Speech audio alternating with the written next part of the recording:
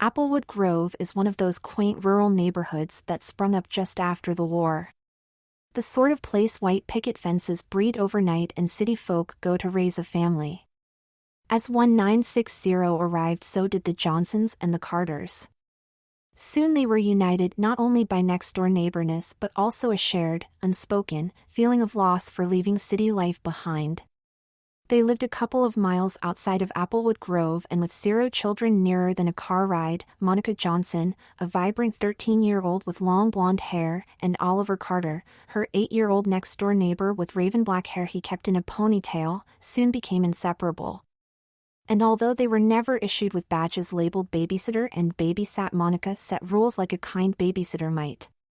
They passed sunny days in the backyard or wandering their safe rural area, just like the house seller told the Carters' children in Applewood Grove wandered.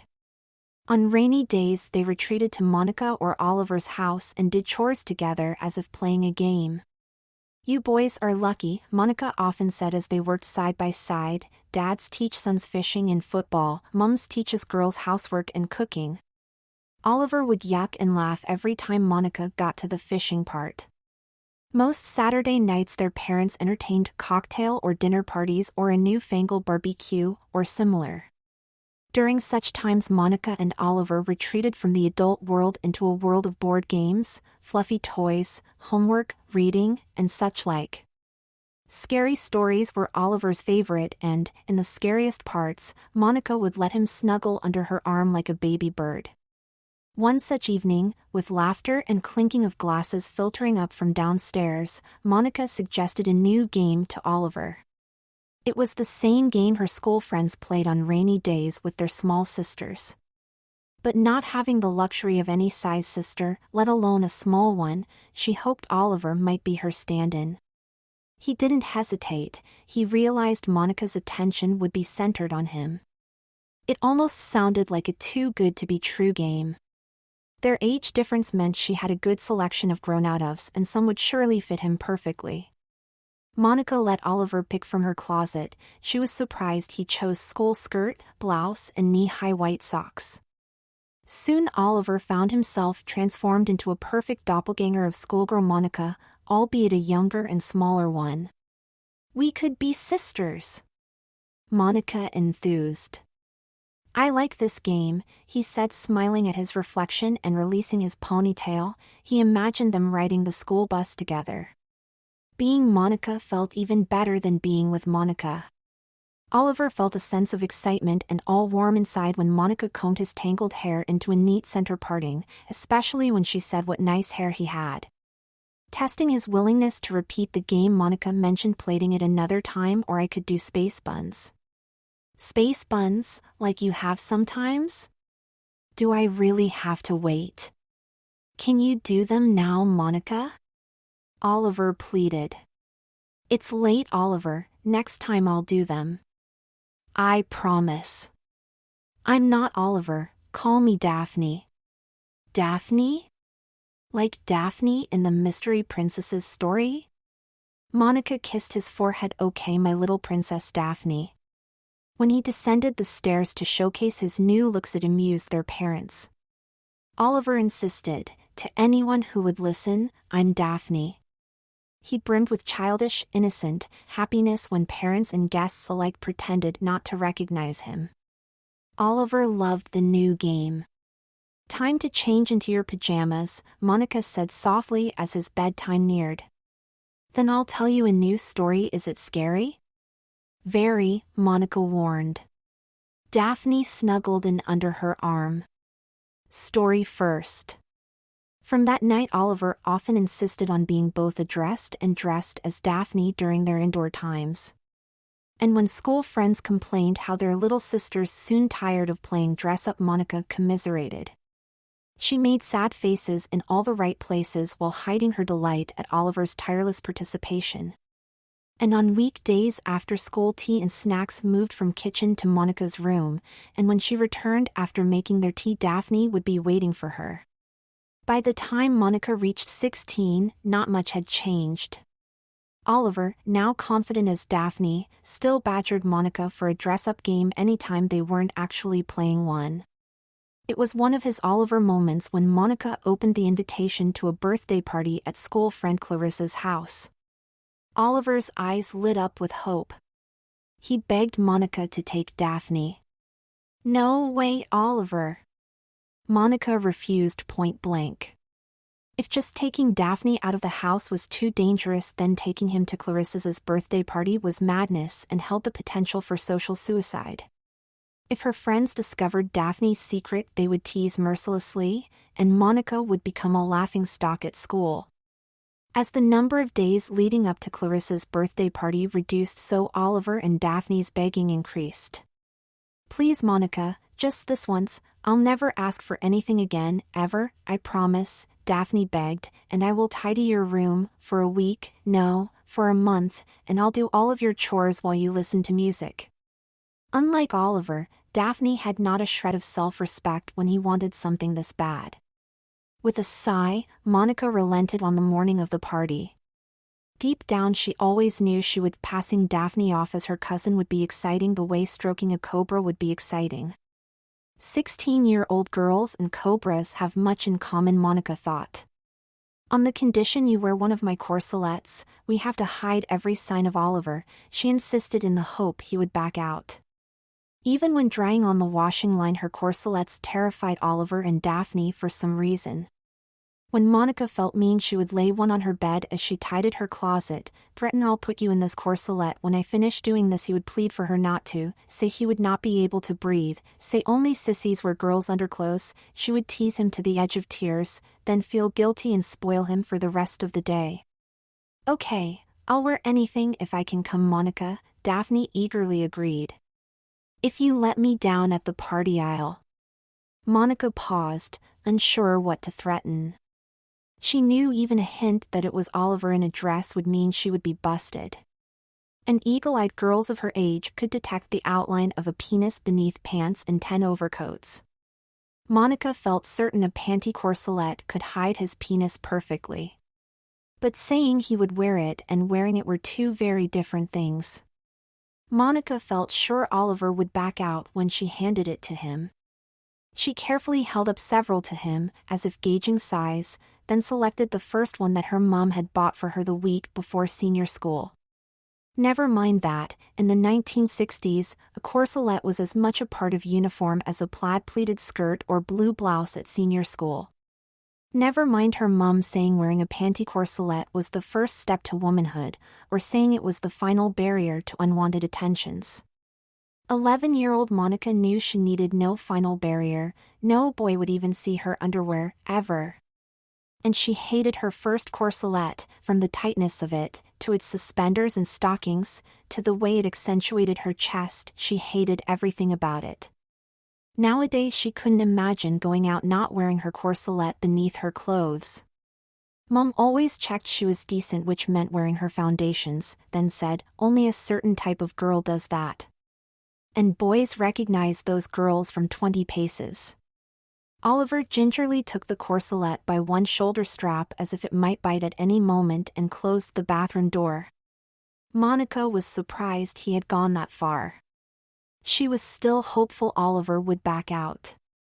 Through the door she reassured him it was not too late to change his mind. She even offered, "If you change your mind, we'll go to the cinema instead of Clarissa's stupid party." She added, "Just me and Daphne," by way of temptation. He emerged from the bathroom and looked happy inside the lace and satin prison, and just as flat-chested as Monica was at 11, but much, much happier. Oliver was unsure why he had made so much fuss about girls' underwear in the past. He liked the way it held his willy flat against his stomach that looked much tidier than flopping about inside his boxers. And why, he wondered, had Monica made such a fuss when her mom had bought it for her? Okay, from the outside they looked scary, and Monica made them sound even scarier, but once he had wriggled himself inside it, the panty corselet actually felt really nice, as if there were 1,000 moms all hugging him a perfect amount. "Have I got it on right, Monica? It's comfortable?" Monica suggested it wouldn't stay that way for long. To be sure he could last the night, she said he was to wear it a while. If Monica's intention in adding stockings was to make it even more undesirable, she misjudged Daphne. These stockings feel snuggly and smooth as well, Monica. And I like the way they tug on my suspenders as I walk, Daphne enthused as he pranced around the room. Mid-afternoon, she realized Daphne had no intention of backing out and outfitted him in the appropriate attire, party dress, white ankle sock, sandals. Remember, Daphne, take off your sandals at the door, and don't draw attention to yourself by tugging at your dress, she warned while examining her handiwork closely. His clothes were just about worn enough to look smart casual, not smart new. Smart new would attract eyes. I won't, you can trust me, everything is really comfortable and I won't tug at anything, honest, Monica. If everything is so comfortable, you might as well keep it. Monica saw how happy he looked when she said that. I might wear this when I'm at home, Daphne thought aloud. Thought you said only a sissy would wear girls' underwear, Monica teased as she rummaged in her closet. Finding the small foam falsies she had been searching for, she tucked them into the cups of Daphne's corselet. Will you wear these at home as well, Daphne? Maybe when there's nobody else around, Daphne said innocently, oblivious to her teasing. Monica finished up by brushing out his ponytail out and adding a little shape to his hair with her new heated tongs. She sent Daphne downstairs while she changed. Beryl, Monica's mom, had seen Daphne enough times not to be surprised. This time, noticing the telltale signs of falsies and corselet, she did look surprised. Daphne, you look just perfect, like an 11-year-old Monica ready for a birthday party. Despite suggesting Monica not do it, Beryl could now see the funny side of Monica tricking her friends, especially that little bitch Clarissa. Beryl had no idea why Monica and the others liked Clarissa or her mother, come to that. And Clarissa, what sort of a name is that?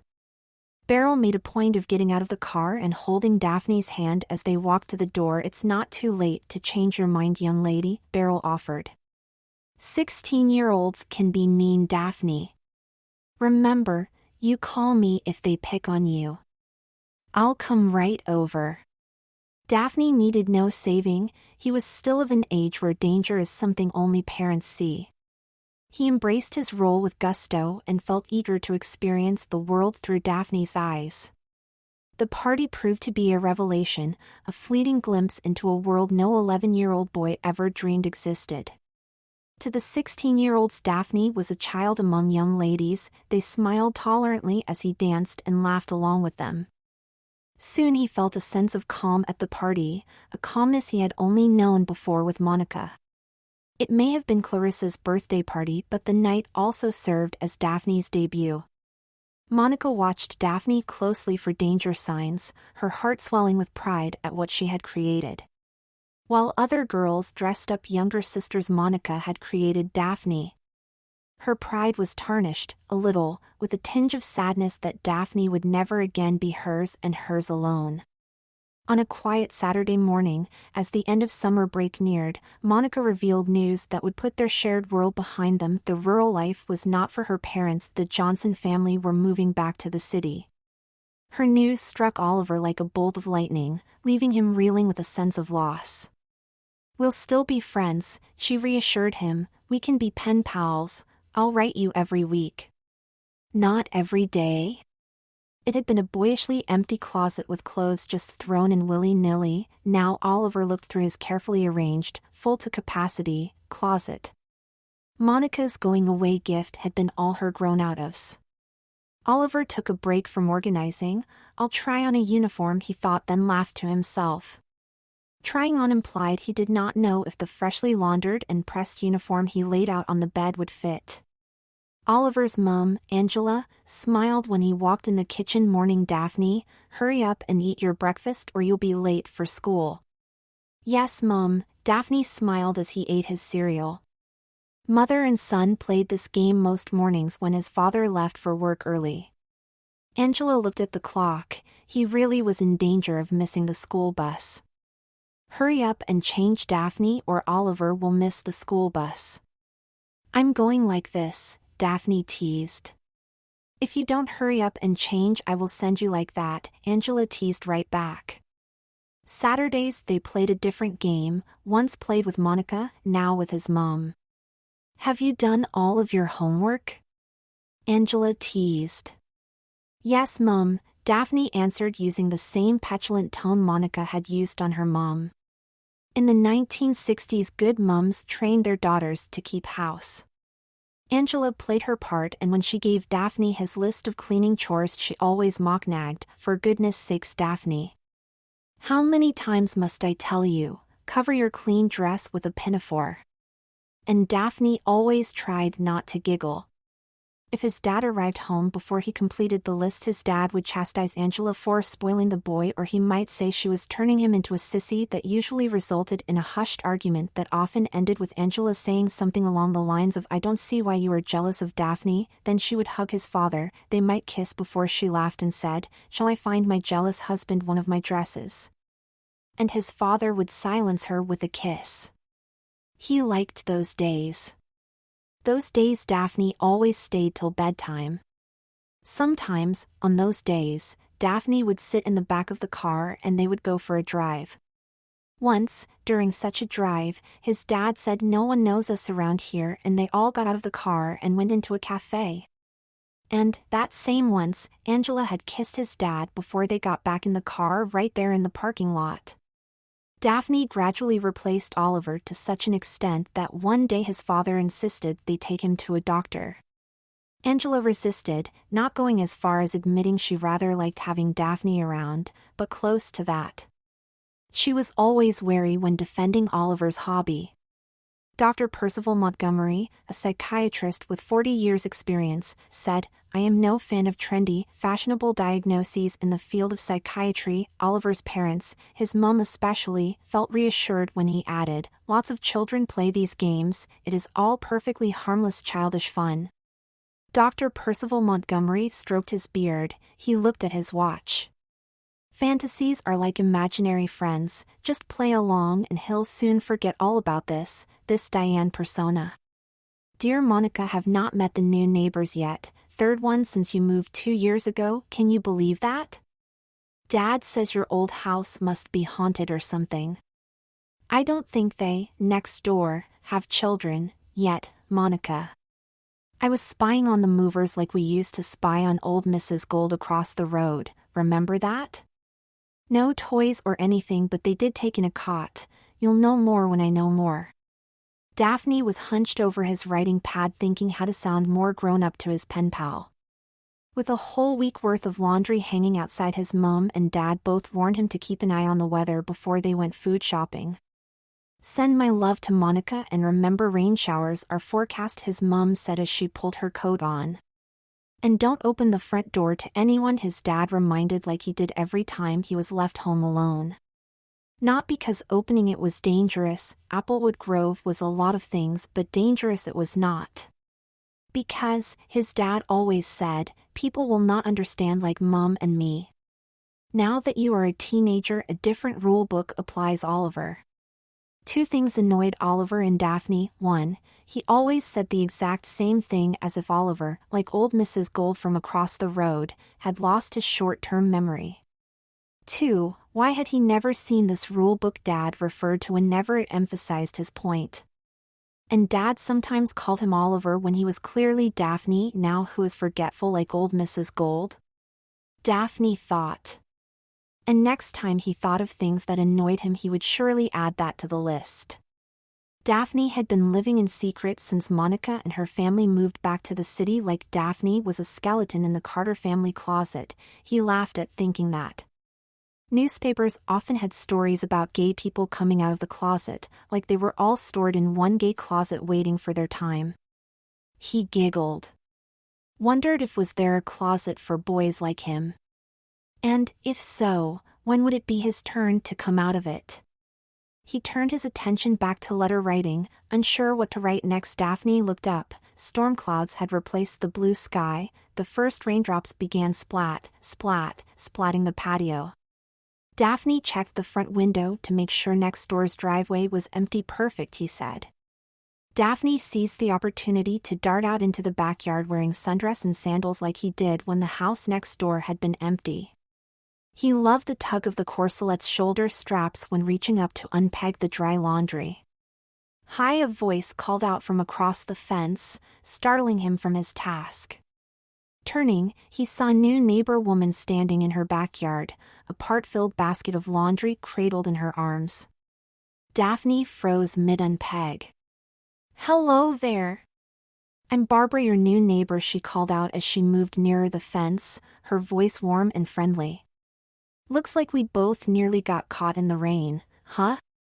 "Hi, Barbara. Think we are just in time. I'm Daphne, by the way." His heart skipped a beat either at the unexpected encounter, or at the ease with which he slipped into conversation. "Have your family lived here long?" she asked, gesturing towards the Carter house behind him as if there could be some confusion as to where here might be. Oliver's thoughts rushed forward at a speed that would have surprised Einstein. Sometime Barbara would surely mention meeting Daphne to his parents. He should own up, tell the truth, that would be the right thing to do. His parents always said honesty was the best policy. Gathering his courage, Daphne took a deep breath and met Barbara's gaze head-on. What came from his mouth surprised Daphne as much as it did Barbara. "Actually, Barbara, my name is really Oliver. I'm only Daphne sometimes when I'm home alone, you know, like now," he lied in a confident tone. Barbara's reaction was not one of shock or judgment. Instead, her face had the look women have when looking into a stranger's pram trying to guess if its androgynous baby occupant is a boy or a girl. "I guess we'll meet Oliver sometime soon," she mused, a small smile playing at the corners of her lips. "Meanwhile, Daphne, this is my husband, Patrick." Oliver returned the smile, feeling a weight lift from his shoulders at Barbara's seemingly nonchalant acceptance. "Good to meet you both," he replied, his voice tinged with relief. As they continued to chat, Daphne's initial awkwardness of the encounter faded away, replaced by an uncharacteristic mischievousness. Barbara had swallowed his first white lie, so Daphne decided to take things up a notch.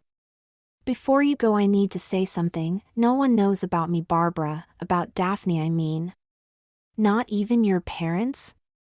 Patrick said. "No." Daphne giggled as he lied. "Then you can trust us to keep it that way, Daphne," Patrick offered.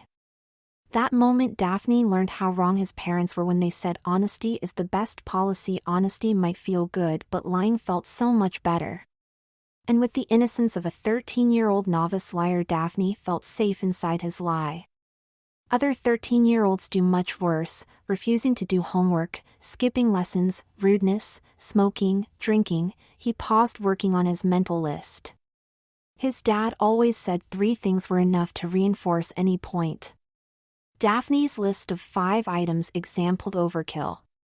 When his parents found out, he would say all Daphne did was bring washing in, and the lie was just to keep accidental discovery from other neighbors. "I mean, it wasn't as if I opened the front door." He verbalized his story a couple of times to make sure he would be ready. Daphne put the washing on an error and resumed his letter. "You won't believe what just happened. I just bumped into Barbara and Patrick, new neighbors. When I say I mean Daphne."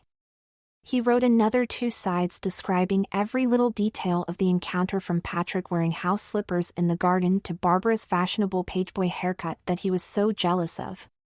He sealed the envelope, set it on the hall table, his eyes flicked letter, door, and so on. Just this once, he promised himself as he peeped out at the street. He had opened the door, so going through it was hardly any worse. There was a chance of getting caught, okay, a greater chance than earlier. That's what made it irresistible. The post box was right where the school bus picked him up. A 15-minute walk was all, and if anyone knew it took 15 minutes, he walked the route every day and never met a soul. And even if someone did see him, he would deny it was him. After brushing out his ponytail, Daphne picked up his door key and set off to post his letter to Monica. Taking smaller steps than usual so as to look Daphne-like rather than Oliver-like, he walked along to the end of his road, then turned left onto the main road. He could see the post box from that corner. Only another 30, perhaps 40 yards remained. Daphne felt calm. He breathed slow and deep while he stood by the post box thinking he might walk the long way home, stretch out the danger a little. The drug counselor who visited school warned people get addicted the first time. Now Daphne knew it wasn't just drugs that could be like that. A car pulled to the curb right behind him. Its engine continued purring softly as it came to a stop. He should have just walked away when he heard the car slowing. What if they wanted to post a letter? What if they wanted directions? Daphne did the worst thing possible. He looked toward the car. Clarissa, the girl whose birthday party Monica had taken him to, wound down the driver's window with a mischievous grin on her face. Well, who do we have here? Clarissa exclaimed, her eyes twinkling with amusement. Fancy meeting you in Applewood Grove all by yourself, Daphne. Daphne's heart skipped a beat. Discovery danger mingled with excitement. He had been caught in the act of defying his parents' rules again, twice inside 2 hours. What are the odds of that, he wondered.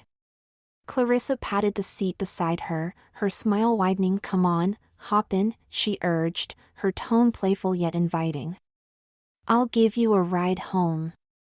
Clarissa had spotted him while driving. That meant anyone could. Daphne chose the anonymity of the car and climbed in.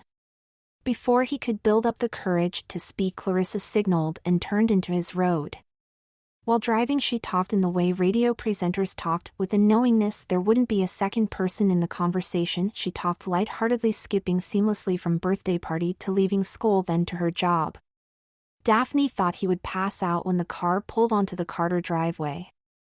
Clarissa turned to Daphne with a knowing smile. From the second you walked in I knew who you really are, Daphne, she said. But I never said anything at my party because the secret was yours and Monica's to keep. She paused, lightly touched his forearm. I don't know how the others didn't recognize you. I mean, it was so obvious. The blondest family in the county suddenly have a mysterious cousin with jet black hair. Clarissa's kind laugh concealed her need to get home and share with Isadora, her younger sister. Daphne's eyes widened in surprise at Clarissa's revelation, a mix of terror and relief and curiosity flooding through him. You knew at the party? She nodded. It's no big thing nowadays. You only have to look at some of the pop groups T.Rex, Roxy Music, Bowie. There are lots of young men who experiment with female clothes and makeup. And I must say, as you are confident enough to walk your neighborhood, I'm surprised you've never worn anything of Monica's at school, or perhaps you have. She asked, a hint of amusement in her voice. No, I would get in trouble. Not even a white blouse instead of shirt or pantyhose under your trousers. How could that get you into trouble? I have been tempted, Clarissa, or you could wear uniform, you know, like a prank. Clarissa, her expression like that of a skilled conductor guiding an orchestra through a complex symphony, added, and if you wore it one dress down Friday. This Friday is a dress down, Clarissa. Daphne ejaculated. Well, let's call that a plan, Daphne. Clarissa smirked with pleasure. He was so eager she could have suggested he wore bikini top and miniskirt. I'll tell Isadora all about your plan. I'm certain she'll be keen to be involved. Clarissa laughed softly. Isadora knows about me? Sisters don't have secrets. Clarissa laughed softly. You will be our boy sister for the day. Daphne stepped out of the car. His mind raced with possibilities. Clarissa's words lingered. And as he closed the car door behind him, he made a silent vow to himself on Friday, it wouldn't be Oliver who took the school bus. With Clarissa's words still echoing in his mind on Monday, Oliver decided to waste no time before gathering support. He was the first from his school year on the bus and, as usual, sat alone. As more people got on, Oliver would look up to nod to classmates before returning to his book. The bus stopped to pick up a group of older students. Oliver kept his eyes on his book. No one acknowledged people from other years. Friday, right? Isadora said with a poke at his shoulder. Hi, Isadora. Yeah, Friday. Oliver blushed. And so did 15-year-old Isadora when her classmates ribbed her about her having a crush on Oliver, calling her cradle snatcher and such like. For his plan to work, Daphne needed some classmates on board, not boys. They would draw teachers' attention, tease, or worse. There was a better chance girls might have his back. At lunch he sat next to Susan, who was talking quietly with May and Penny. When Oliver talked, he called it a prank, said Isadora would help. Susan and Penny thought it a hilarious idea and began planning. "We'll need to get you some uniform," Penny said. "I have spare, might be a little small for Oliver," Susan said. "Oh, I have uniform," Oliver cut in. "Whose? Remember Monica?" Oliver realized he had said the wrong thing when Susan giggled and looked shocked. "You have her grown out hofs?" Susan said, like a talking bloodhound. "When do you usually wear them?" Penny said, following the same trail. "Only tried a uniform on once." Oliver lied with confidence, for the prank.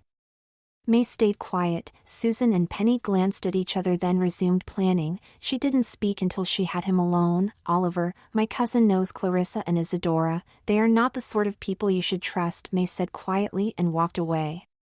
Thursday night passed with periods of restless sleep interlaced with second thoughts and third thoughts for the following day. He showered early, checked for leg stubble, and, after blow-drying his hair and moisturizing, he wriggled into his favorite panty corselet. Next he added falsies to the cups and expertly hitched his stockings. Monica's school uniform came next. A surge of excitement coursed through him, stockings tugged at suspenders with each step toward the kitchen. Daphne's heart pounded with nervous excitement. He reached out to turn the handle, determination replaced nervous. Angela smiled when he walked in the kitchen. "Morning, Daphne." She made no attempt to hide her surprise. "Haven't seen you at breakfast for ages." "I forgot how much I like being Daphne on school mornings." Daphne played the old game as if there had never been a gap. "When I heard Dad drive off, I thought, why not set Daphne free," he teased. Angela fell into their old routine with innocence. "Hurry up and eat your breakfast or you'll be late for school." "Yes, Mum," Daphne smiled as he ate his cereal. "You need to eat some toast as well," Angela nagged lightheartedly.